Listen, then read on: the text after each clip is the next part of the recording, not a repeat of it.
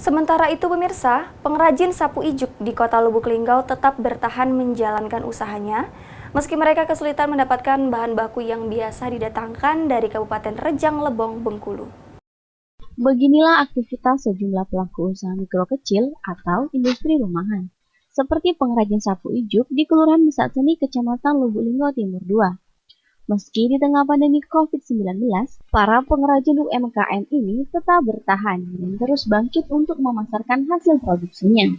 Salah satu pengrajin sapu ijuk, Mulyorjo, yang telah menekuni usahanya sejak 16 tahun yang lalu mengaku selama pandemi COVID-19, produksi kerajinan sapu ijuk tetap berjalan karena adanya pemesanan dari para pelanggan. Setidaknya dalam sehari, ada 100 sampai 150 sapu ijuk dapat diproduksi secara tradisional oleh pihak pekerjanya dengan kualitas yang tidak kalah dengan buatan pabrik. Hasil produksi sapu ini pun dipasarkan selain di Kota Lubuk Linggau, juga sampai ke kabupaten tetangga, hingga keluar provinsi. Dengan harga jual bervariasi, mulai dari Rp10.000 hingga Rp25.000 per sapu. Alhamdulillah masih tetap bertahan. Ya. Alhamdulillah. Sudah berapa lama Pak usahanya? Sudah 16 tahun. Untuk satu sapu itu berapa? Sapu bervariasi, ada yang 10.000, 20.000, 25.000. Gitu. Kalau di musim sekarang masih bisa meraup Ya, untuk? kalau kita hanya bersyukur aja lah, ya, masih bisa bertahan gitu.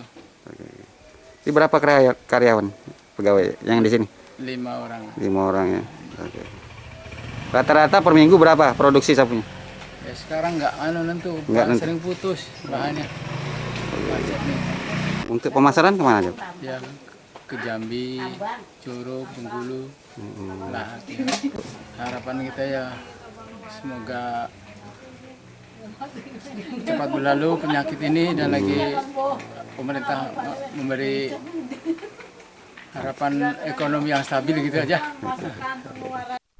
Meski terkadang kesulitan mendapatkan bahan baku yang biasa didatangkan dari Kabupaten Rejang Lebong, Bengkulu, namun pengrajin tetap semangat untuk bertahan dengan segala keterbatasannya dan berharap pandemi COVID-19 segera berlalu dan perekonomian kembali pulih.